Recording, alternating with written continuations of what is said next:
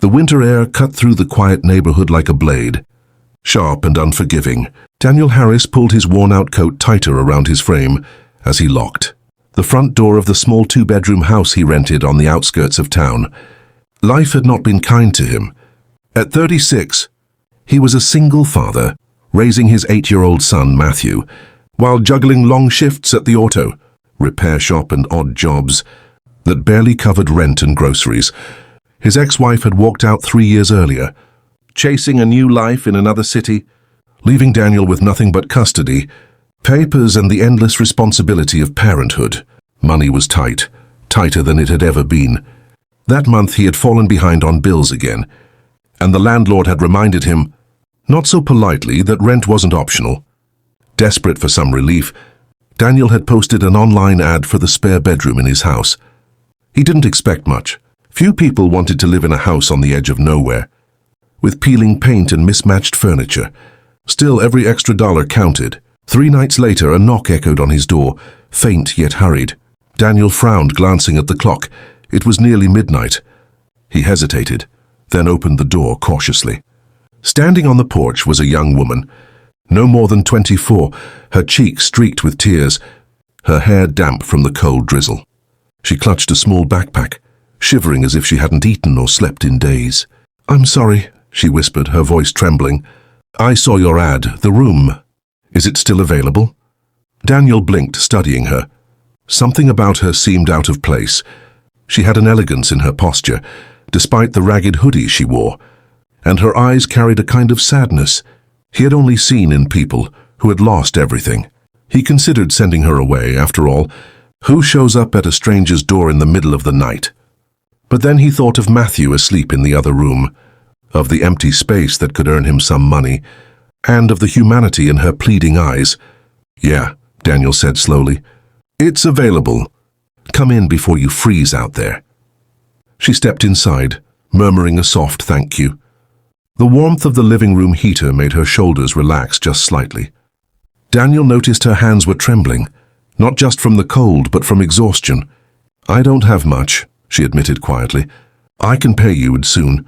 I just need a place for a little while." Daniel raised an eyebrow. "Look, I'm not running a hotel.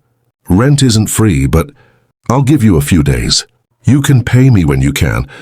Her eyes glistened with gratitude. "Thank you. You don't know how much this means." She introduced herself as Emily. Beyond that, she didn't offer much, and Daniel didn't pry. He showed her the spare room, just a bed, a dresser, and a small window overlooking the backyard. Emily looked at it as though it were a palace, her lips parting in relief. Over the next week, Emily settled into the house quietly, almost invisibly.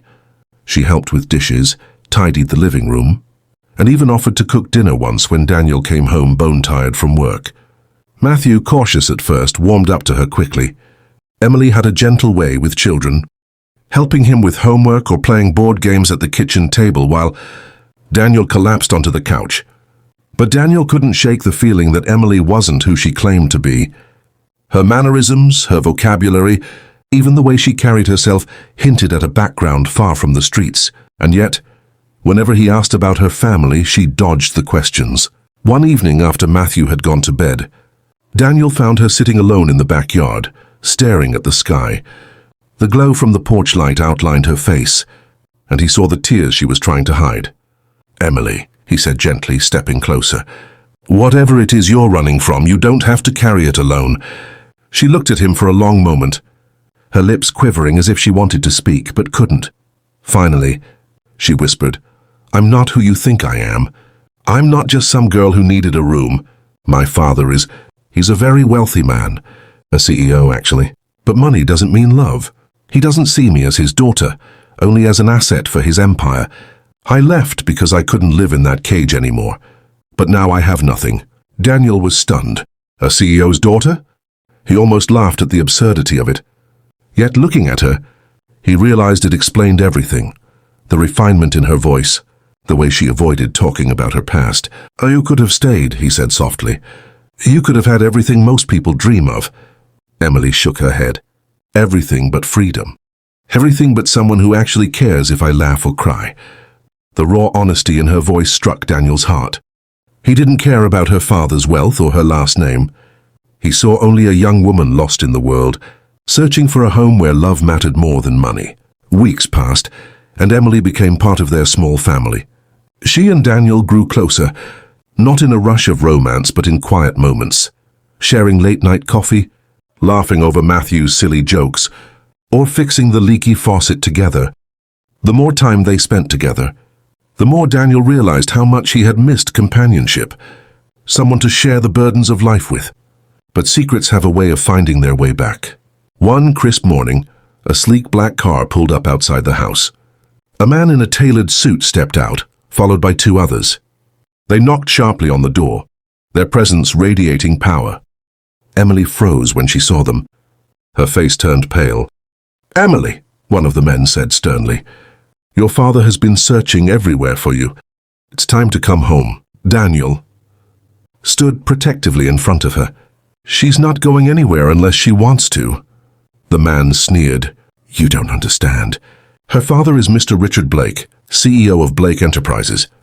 She's his only daughter. Do you really think she belongs here in this?"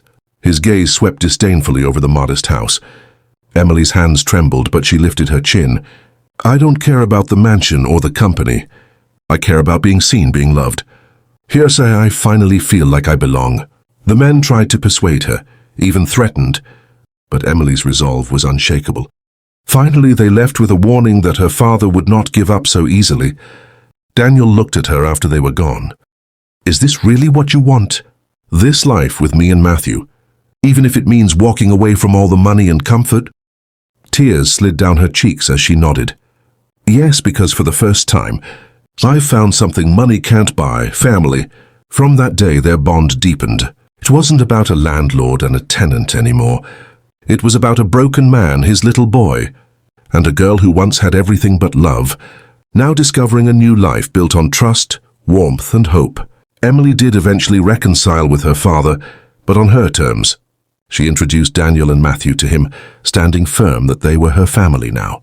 And though the road was rocky, Richard Blake slowly realized that his daughter's happiness mattered more than his empire.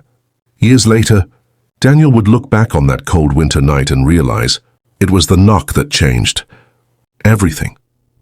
A single dad, desperate for rent money, had opened his door to a crying stranger, never knowing that she was not just the daughter of a millionaire, CEO, but the missing piece of his family's heart.